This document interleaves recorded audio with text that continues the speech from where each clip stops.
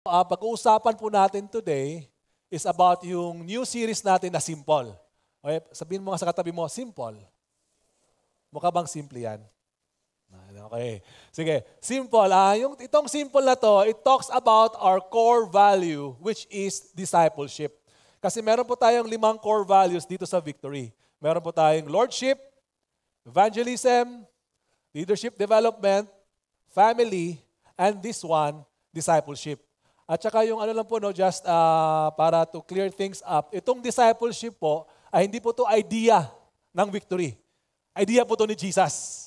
It is the very thing that Jesus commanded, commissioned each and every one of us, including us, yung disciples po, din po niya noon, to really go and make disciples of all nations. So, talking about simplicity, itong panahon natin today, we're very in pagdating sa being simple. Even yung Apple, hindi yung Apple, yung Apple, yung Mac, yung, yung mga laptop, yung sobrang simple. Para the more na mas simple, the more na bumibenta. Tama po ba? Kasi ayaw natin yung komplikado, mas napapahirapan tayo. And talking about simple, last month, I was able to attend one of leadership conversations with Bill Hybels. Sino dito kilala niyo si Bill Hybels? Okay, si Bill Hybels is a prominent pastor sa Willow Creek Church po sa States.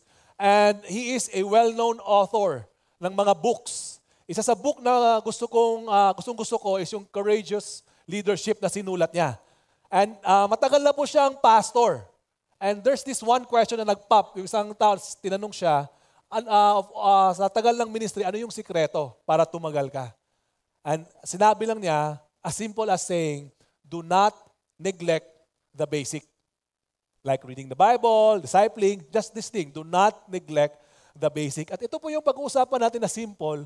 This is the very basic thing for you and me as Christians to do sa buhay natin. Not just for today, but for the rest of our lives. So kaya nga po, simple. Last week, Pastor Dennis talked to you about following Jesus. As a disciple, we need to follow Jesus, but it's not only that. Today, pag-uusapan po natin is fishing for people. Okay? Or fishing for the lost. And then next week, pag-uusapan natin would be fellowship with believers. And then, it is a lifetime journey as a disciple. Bilang disciple po ni Jesus. Now, let me just give you a simple groupie ba tawag niyan? Of my family. Yan po yung pamilya ko. On your right side is my wife sa baba. And dito po sa baba nyo is my eldest daughter, Kiseya. And then sa taas po is my pinaka-bunso. Bunso pa, no? Yung bunso namin, si Zuri. Itong daughter ko na si Zuri, every time na gumigising to pagdating ng umaga, dalawa yung bagay yung hinahanap niya. Ang hinahanap niya palagi is, where's my mommy? And then pangalawa, where's my pillow? Dalawa lang yun. Where's my mommy? Where's my pillow? Where's my mommy? Where's my pillow? Kung isa doon nawawala, iiyak yun. Sobrang iiyak yung anak ko at nahihirapan akong tumahan kasi medyo clingy sa nanay . Medyo clingy sa iyo, baby, di ba? So, clingy siya masyado and then nahihirapan akong patahanin siya. And then, gusto kong, there's a thing, pag may nawawala, umiiyak yung isang tao. Does that ever happen to you pag may nawalan ka ng isang something? Let's start with maybe kwentas. Okay, pinamana sa iyo ng lolo mo na ito, importante to, may anting-anting to. Okay? Tapos, nawala mo. Now you are frustrated na naiiyak-iyak ka na. Or maybe just a simple lifestyle living. Parang ganito lang. Pumunta ka, sakay ka ng jeep, hawak-hawak mo yung barya mo. Okay, na-experience ba ito? Hawak mo yung barya mo, sabi mo, ito na lang yung pinaka ko sa pera ko for this day. Tapos, pagtingin mo, kulang ng 5 piso yung pamasahe mo or 1 piso. Di ba? Pagtingin mo dati, yung 5 piso, nilalagay mo lang sa bag mo, okay lang yan. Ngayon, pagtingin mo, kulang ka ng pera, nahalugog mo na yung bag mo, nandito lang yun . Nandito lang yung 1 piso na yun . Patay ako kay lalo na pag bad trip si mamang driver, di ba? Nahihiya tayo kasi this has ever happened to you? Experience nyo ba yun? Na parang biglaan na lang yung value ng isang bagay, nare-realize mo. Kasi wala, kulang. And maybe for some of you, hindi pera, it could be pumunta ka sa ibang bansa, tapos na wala yung passport mo. Diba? Medyo mahirap yon. Or may asawa ka, tapos pagtingin sa kamay mo, saan yung wedding ring natin? Nawawala. Naku, medyo awa yon. Or, ano ba? Estudyante ka, nawala yung cellphone mo. Yung classic mo na 3210. Okay? Akin to biglang nawala, patay tayo kay mami niyan. Or eto, what if? I mean, okay lang, medyo mahirap yon na nawala yung mga bagay na yon, pero what if yung loved ones natin ang mawala? What if pag nawala sila, how do we experience yung somehow, mayroon tayong sinasabi na nare-realize natin yung value ng isang bagay pag nawala na. Di ba? Yung kasabihan palagi. Tsaka natin nare-realize yung mga bagay pag yung value nito pag nawala na. Tapos, how would you feel if your loved one is lost? Kumbaga, namatay sila. Mahirap po, di ba? Medyo mahirap. For us, people who are valuable to us, it matter pag nawawala sila. But you know what? Kay God, lost people also matter to God. That's why we are studying this. Because lost people matter to God. Kung yung mga mahal natin sa buhay, yung mga bagay, though they are good, temporary lang po yun, etong tao, para kay God, it's eternal. Eternal value po ito. Kaya po, ito po yung pag-uusapan natin. Now, talking about paano kaya, if you were in Jesus' position, what would Jesus do? In WWJD natin, what would Jesus do if right now, it is His mission? Okay? It is He values the lost people. Let's look at this verse. Okay? Luke 19 po yung pag-uusapan natin, pero sa Luke 13 pa lang, we will notice na He is already leaning toward Jerusalem. Itong Jerusalem po na to, this is the climax of what He's going to do. He's going to seek and save the lost. Ito po yung climax. Kaya habang nandun pa po siya sa isang lugar, as He was doing, He was ministering, He was healing someone, He was rebuking, He was teaching, His eyes were set on a mission. Kumbaga, He is a God-man on a mission. Okay? And what is that mission? It is to save you and me. In fact, meron nga siyang death threat. Tinakot siya na, umalis ka na dito, papatayin ka ni King Herod. Okay? At ito yung sinabi niya. Sabi niya, behold, I cast out demons and perform cures today and tomorrow, and the third day I finish my course. Ganun siya ka-resolute sa mission niya, si Jesus Christ. Now, hindi nga siya na-deter kung ano yung mga sinasabi ano yung mga threats. But then, someone said to Him, Lord, will those who are saved be few? And Jesus said to them, talking about lost people, strive to enter the narrow door, for many, sabihin mo sa katabi mo, for many. You know, talking about lost people, there are many lost people. Ito yung sinasabi ni Jesus. Maraming lost people, sabi niya, who will seek to enter and will not be able. There are lost people who are too late na. Hindi na nila nakilala si Jesus. Because maybe rebellious sila, matigas ulo. Or there are also other people who are ignorant. Hindi nila kilala si Jesus. When we go to mission sa Mongolia, may mga tao, they don't know about Jesus. Who is Jesus? Hindi nila kilala. Or maybe meron ding isang klaseng tao na lip service lang. Okay? Kilala ko si Jesus. Okay? I worship Him. But sa totoo lang, yung buhay mo, you know that you are not a disciple of God. Lost people could be out there. It could also be here. So, what's the plan of Jesus? Anong plano ni Jesus regarding sa lost people? Since binavalue na itong lost people na to. Luke 19:9, which is ito po yung sinasabi natin na conclusion sa story natin. The Son of Man came to seek and to save the lost. God values the lost. God values the lost. Now, if God values the lost, at tayo po, dati lost po tayo, and now we are found by God, how will you and me also value the lost? Okay? Paano natin i-value yung lost? Now, there are 3 simple steps that we need to do. When I say simple, hindi po ito parang Kayang-kaya, no? Simple, but not easy. Okay? Pag sinabi kasi natin na simple, parang, okay, hindi ko masyadong siseryosohin yan kasi simple lang. No. It may be simple, but it's not easy. But we can do it by the grace of God. Are we ready? Are we ready to hear the word of God? So, let's start. Let's start the story of Jesus and Zacchaeus. Okay? Medyo familiar sa inyo itong story na to. Luke 19, 1-2. Sabi dito, He entered Jericho and was passing through. Si Jesus, papunta na siya sa Jerusalem. Okay? Yung Jericho is about 27 kilometers. Ganun lang kalapit. Parang Manila, Antipolo. Ganun lang kalapit. So habang nandito si Jesus sa Manila, kunwari nasa Manila siya, nakafocus na siya sa, kunwari Antipolo is Jerusalem, doon siya nakafocus kasi doon siya ipapako eh. Okay? Now, he's going to pass through. Itong Jericho na to, medyo comfortable place to. Yung si King Herod nga, gumawa ng palace, doon palang summer palace, parang resting place, doon sa Jericho na yon. Although kahit surrounded siya ng desert, yung Jericho na yon, punong-puno ng well-watered springs. Even the priests and the Levites, pag may day off sila, pumupunta sila doon sa Jericho. Ang word na Jericho in Hebrew, ibig sabihin fragrant. Okay? Fragrant, mabango. Okay? Pag Jericho, it's like a comfortable place. Okay? It's a comfortable place, yung Jericho na yan. And now, behold, may isang tao, his name is Zacchaeus. Okay? Si Zacchaeus, let's call him by his name, Zach na lang, si Zach. Si Zach is a chief tax collector and rich.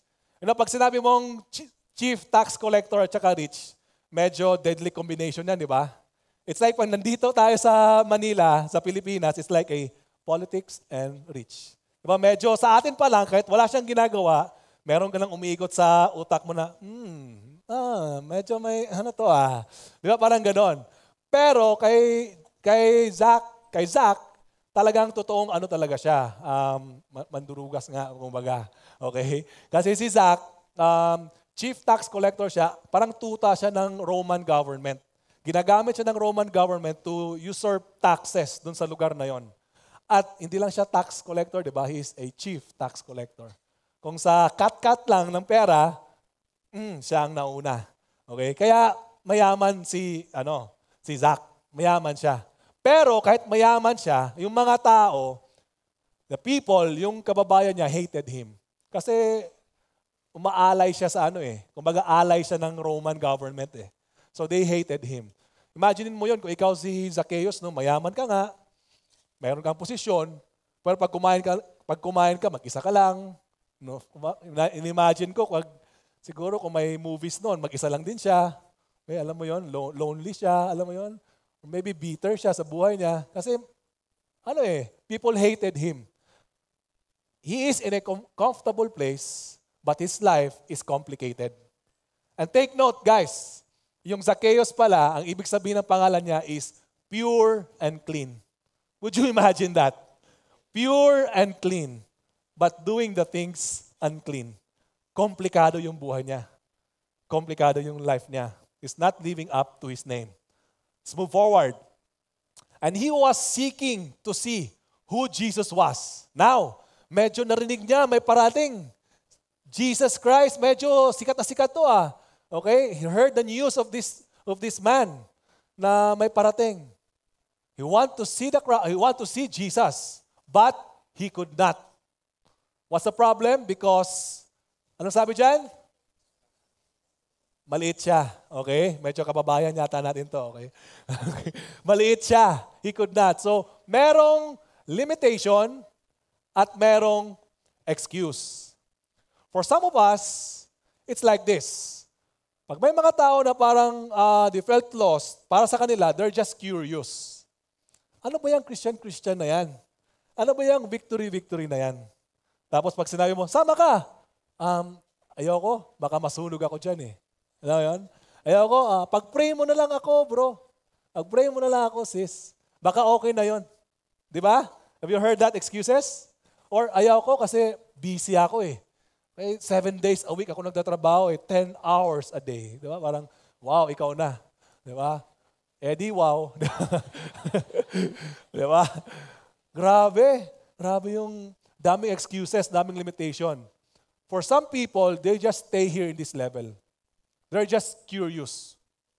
Okay? Ito yung unang level ni Zacchaeus. Medyo curious siya ng time na to kasi gusto niya makita si Jesus. But now, let's take a look at this. Moving forward.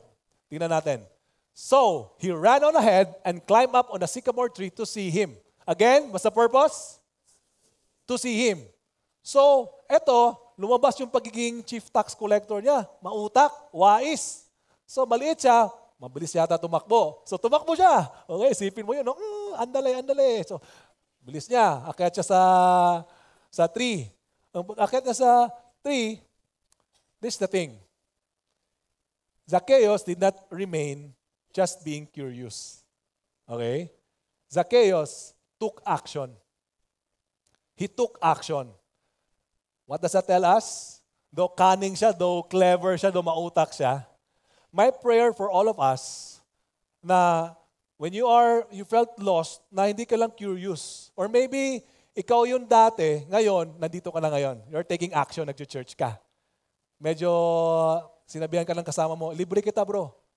Hindi nga, ako libre sa'yo. Sama ka kasi libre, di ba? Yun din ako, doon din ako nakuha sa libre-libre na yan. Okay. So yun, he took action. And you know what? That's for the lost, sa mga lost. If also you say to yourself na matagal na akong Christian, and you said na disciple ako ni Jesus, at nakikita mo na yung katabi mo na umiiyak na, gusto na mag-suicide. Tapos magpipray ka ba? Lord, mag-share ba ako ng gospel? Take action ka na rin. Kasi magsi-suicide na Di ba? God can use you, tama? God can use you. Take action ka. And now, whatever situation, you can be used by God. If you are only willing to be used by God. Si Zacchaeus, hindi lang siya nagstay from being curious. He went from being curious to, yung cunning niya, took action. He was clever. Now, let's move forward. As when Jesus came to the place, he looked up and said to him. Now, ganito kasimple yung discipleship, yung sinasabi natin discipleship. Anong ginawa ni Jesus? He came, he looked, and what? He spoke. He spoke to him. As simple as going, as simple as looking, maybe looking up pag nasa taas, pero pag nandito naman, huwag ka nang look up, nasa harap mo na Di ba? Looking to the person's eyes, and then speaking to the person. It doesn't get normal than that. Di ba? Sobrang normal. Pumunta si Jesus, tingnan, kinausap, ganun lang. Now, for you who say to yourself you are a disciple, do you take time to go? Pag sinabi ni God, go. Mag-mission ka. Go. Mag-victory group ka. Go. I-one-to-one mo. Pakinggan mo. Kausapin mo. Do you take time to do that? Do we take time to do that? You know what? But the problem is, kahit gaano kasimple, sobrang simple lang, eto yung problema. Perspective natin. Yan ang problema. Because of our perspective, nagkakaroon ng problem. Meron na tayong preconceived notion sa tao pag nakita pa lang natin. Tama? Meron na. Either meron tayong pride or insecurity. Either mataas ang tingin mo sa sarili mo, pag tumingin ka sa kanya, mababa. Or either mababa naman ang tingin mo sa sarili mo, pag tingin ka sa kanya, inferior ka. Hiya ako, mayaman Mayaman ito lang ako Pag sinabi ni God, go, go. Share. God can use you, right? God can use you. Our perspective prevents us from doing what is simple. Just go, speak, and just be normal to the person. It prevents us. Sobrang simple lang. What if sinabi ni God sa'yo, may pag-asa yan, pero sinasabi mo, walang pag-asa, Lord Walang pag-asa. Matagal lang hiwalay sa asawa yan. Walang pag-asa. Hindi ko na madidisciple yan. Sinabi ni God, may pag-asa yan. Go. Share. Ikaw ba yung mananaig o yung sinasabi ni God? Would you let your perspective hinder you from what God is telling you? Pag sinabi ni God, yung alak mo, may pag-asa yan. Right now, you are here, parents ka, and then you are, Lord, may pag-asa ba? And God's telling you, may pag-asa. May pag-asa. And maybe you are here, you felt like, duming-dumi na ako, ang dami ko nang ginawang kasalanan. May pag-asa ba? May pag-asa. may pag-asa. What did Jesus do? He was intentional over interruption. Alam mo yung hindi inalaw ni Jesus kasi papunta na ako sa Jerusalem. Uy, interruption ka lang, Zacchaeus. Hindi. He was so intentional na kinausap niya si Zacchaeus. How many of us, when we are going to a vacation, tapos sinabi ni God, sharean mo na yung katabi mo sa aeroplano. Eh, hindi, bakasyon ako eh. Di ba? Bakasyon to Lord eh. Ayaw ko mo ng ano. Hindi, sharean mo. Are we intentional pag sinabi ni God? When God tells us to do it, do we do it? Pastor June Escosar says this, discipleship is intentional relationship. It's not just relationship na walang goal. We have a goal. It is intentional. That's how intentional we should be. At paano intentional si Jesus? Let's read the verse. Kung gaano siya ka-intentional. Sabi niya, Zacchaeus, hurry and come down, for I must stay at your house today. Pag binasa mo yan, parang kapalmoks naman ni Jesus. In-invite yung sarili sa bahay. Grabe, hanep ha. Di wow din. Di ba? Grabe. I must stay. What does that tell us? The simplicity of staying in a relationship.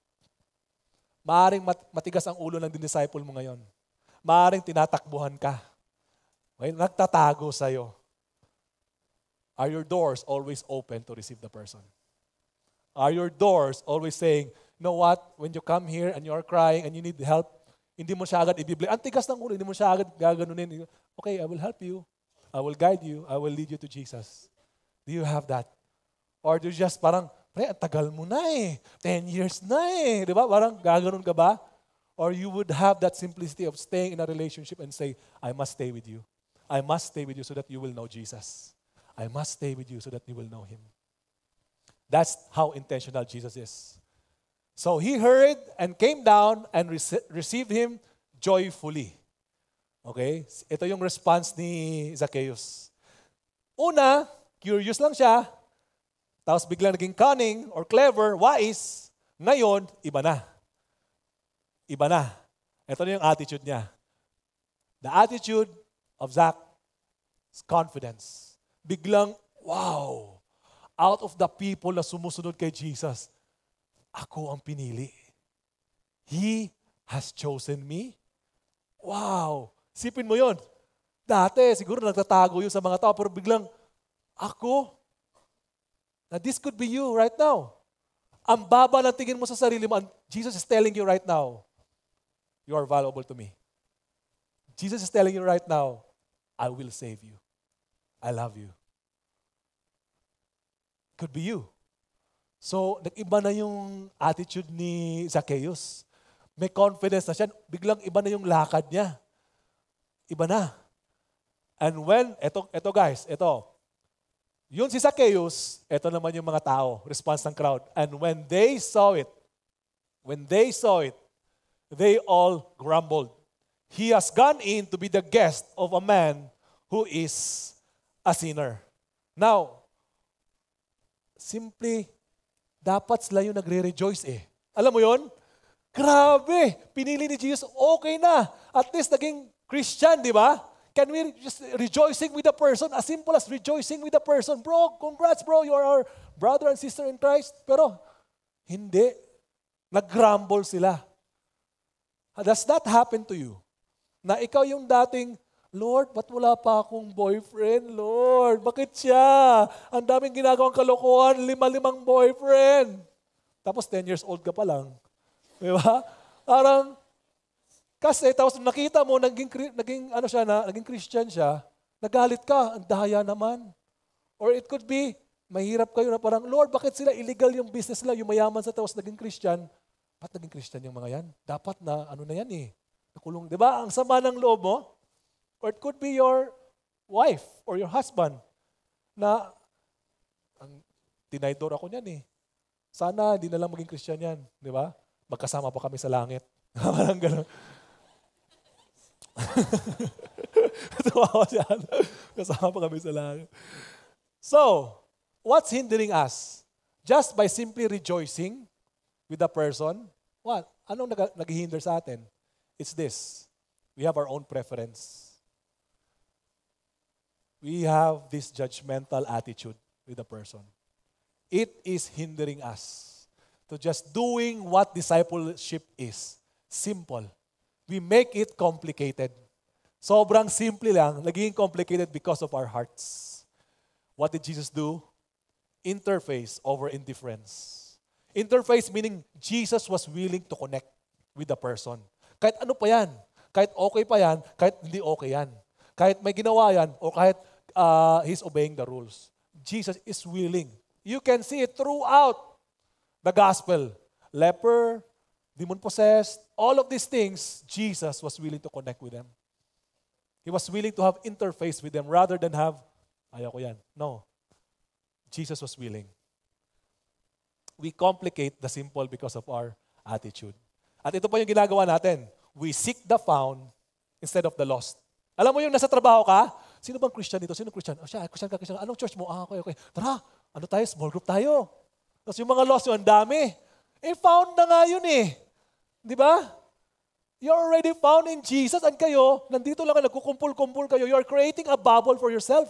Instead of, bro, ang daming lost doon sa department mo, sharean mo na. Okay, ikaw, you can do it. God can use you, tama? God can use us. Instead of just seeking the found, let's seek the lost. Right? Because that's valuable to God. That's valuable to Jesus Christ. Now, let's look at the status of Zacchaeus. Zacchaeus stood and said to the Lord, "Behold, Lord, the half of my goods I give to the poor." Wow. From being curious, being clever, and now confident siya, biglang contrite heart, brokenness, repentant heart, changed heart.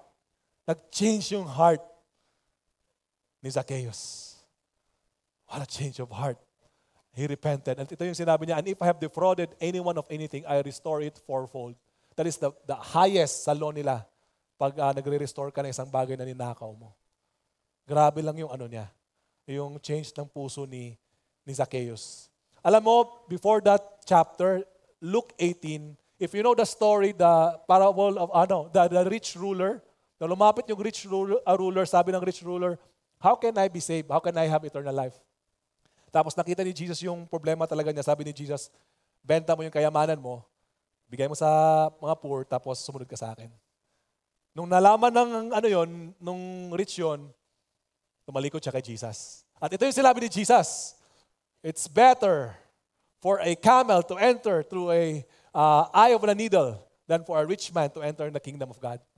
Doon nalaman ng mga tao, so then who can be saved?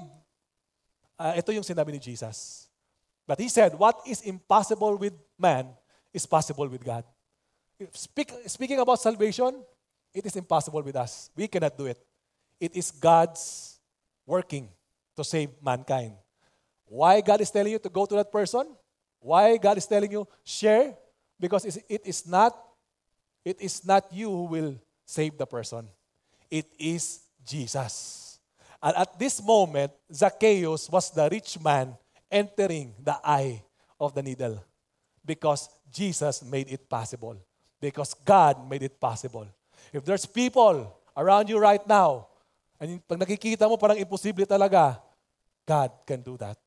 It is time to step up and have faith. It is time to say, "Lord, you can do this because this is your promise. It's impossible with me, but it's possible with you." The question is, are you willing to be used by God? Are you willing to be used by God? And Jesus said to him, "Today salvation has come to this house, since he is also the son of Abraham." Isn't that what we love, salvation? Di ba yan ang natin, gusto natin, masave yung family. Sino nito, you are believing that your family will be saved. Your parents will be saved. Young people in the house. You're believing that. You're believing your children will be saved. Parents also. You're believing that.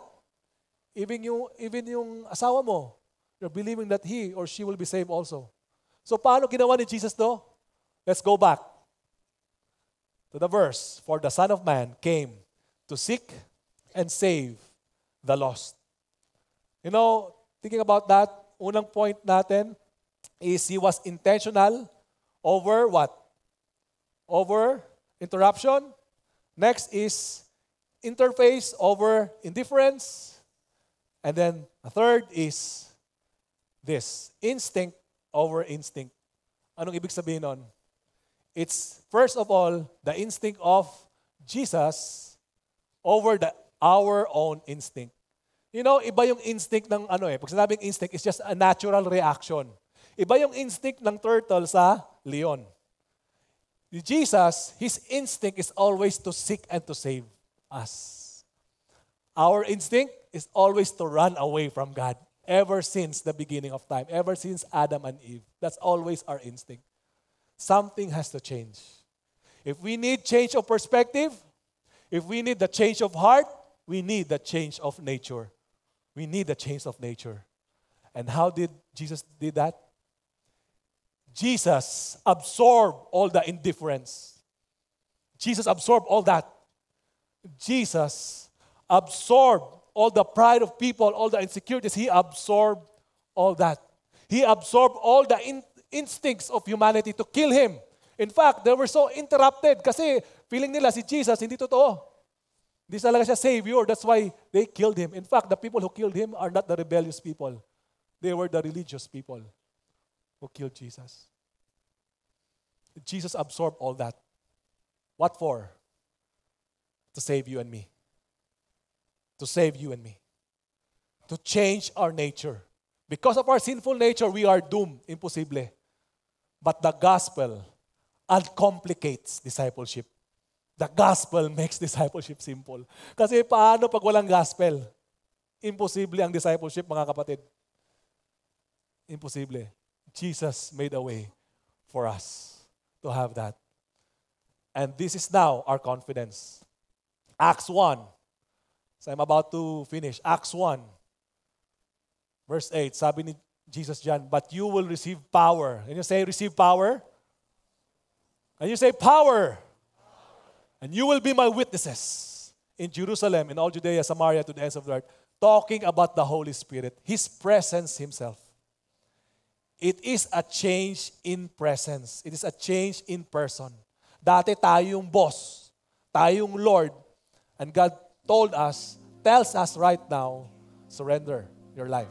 Let me be the person, the main person over your life right now. Let me be the first over your life right now. And I can empower you. You will be my witnesses. This power that I have given you, hindi to parang power trip lang. Na parang mayaman ako, mahirap ka, oo. Hindi. No. The power that God has given you is to share, to be a witness to your workplace, to your families, to your friends, to be a witness to the love of God. That's the power. You know, as I close this, there was this, sabi ko sa inyo kanina sa start, kay Bill Hybels, nag-attend kami sa leadership conversation. Habang patapos siya, he told us this one story that really inspired me, really struck me. He was, advisor siya ni Bill Clinton for 8 years. And then, there are times na kausap niya si Bill Clinton, tapos yung mga privileges lang, yung mga nakikita niya. And then, one time, he was speaking to Bill Clinton, tapos nakita niya, alam mo yung attache case na may nuclear weapon, yung napapanood natin sa movies, yung president yung nuclear, totoo pala yun. Nakita niya.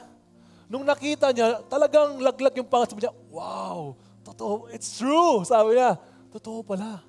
Tapos, sabi ng secretary, President, the airplane is ready. You can now go. Tapos, sabi lang ng President, give me 10 more minutes. I need to talk to Bill Hybel. And then, as he was looking at yung attache case na yon, nilapag yung attache case sa attache case din niya. Tapos palang sabi lang niya, pagtripan ko kaya, pagpalitan ko kaya yung attache case. Tapos, after that, it ended, the meeting ended, he went home, ride on an airplane, pabalik sa Washington. Then as he was in the airplane, sabi niya, parang there's just this sense of excitement, parang sense of wow, nakita ko yung nuclear football. Yun yung tawag nila, nuclear football. The president's satchel, nakita ko, it's really true. Biglang, there's just this sense of pride sa puso niya, parang, wow, I saw it. Tapos, as he was saying that, suddenly the Holy Spirit told him, why are you excited? Why are you like that? Sabi niya, Wow, well, nuclear weapon, it represents power. Sabi niya, it's power. Sabi niya, and it's true, nakita ko talaga with my own eyes. It's really power, sabi niya. And then sabi ng Holy Spirit sa kanya, what kind of power, Bill? Sabi niya, and the Holy Spirit again told him, what kind of power, Bill? And then sabi niya, power to search and destroy. Power to destroy mankind. Sabi niya. And then the Holy Spirit told him, Bill, what's in your attache case? Sabi niya, Bible. What power is that, Bill? Power to save. Power to save people. He realized that because he didn't have the right perspective. He was so focused on the world. And what he has is already the power to save. How many of us Christians, we have the power to save already? Are you willing to be used by God? When God tells you, go. You can share that person. Wala lang ang pag-asa yung tao eh. Ida-down mo pa. Go, share the good news to the person. The power that you have is a power to save. You can be a witness. God can use you. And if you are here, felt like you are lost, this is the power of God. He can save you. Nothing is impossible with Him. He is able to save you. Don't you ever say, the moment you say this, it's impossible, that's the perfect time that God will prove to you that it is possible to save you. Can we all stand up? Let's just stand up. Let's thank God. Lord, thank you, God, for your word. Thank you, Lord, for this, for your gospel, God. Thank you for Lord, you uncomplicate discipleship, God, because of the gospel. Lord, sobrang kinukomplicate naman yung mga bagay. So simple, God, because of our sinful heart. Lord, we come before you right now. Now, if you are, I just want to pray for two people here. If you say to yourself, you are a Christian, you are a disciple of God, but deep in your heart, you're not really following Him, and He tells you, go. Parang minamaliit mo yung power ni God. Kumbaga, if you are that person with all heads bowed down and eyes closed, if you felt like you want to resurrender your life to God, say to God, Lord, change my perspective. Lord, change my preference. Lord, change my heart. Lord, change me. If you are that person, can you please lift up your hands before God? Lift it up to God. Father, you see the hands of these people, God. Lord, maraming salamat, God, that your love is always steadfast. Maraming salamat, Lord, that you and your love is unfailing, God. I pray, Lord God, that they will never be condemned. I pray, Lord God, instead of being condemned, Lord God, they will have the confidence, Lord, because your love never fails. They will stand up and they will understand that the power that they have right now is the greatest power, Lord, the supernatural power to save mankind, God. I pray, Lord God, that you will renew their hearts. You will renew their perspectives, Lord. In Jesus' name, amen.